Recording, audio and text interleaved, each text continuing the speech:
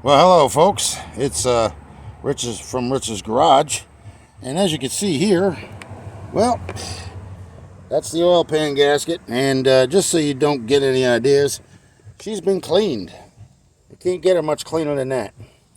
And now I'm going to go check the engine block, and we're going to do that and make sure that that's squared away. And then we'll put the right amount of stuff on this and make sure that that's sealed up and on there correctly. I like the fact that this is made out of the rubber and it's got the metal insert inside of it. So as you can see, yeah, the oil pan's banged up. I tried to straighten it out, but I don't want to put a crack in it, so I'm not doing any more of that. But yeah, we cleaned out all the crap from the inside of it too.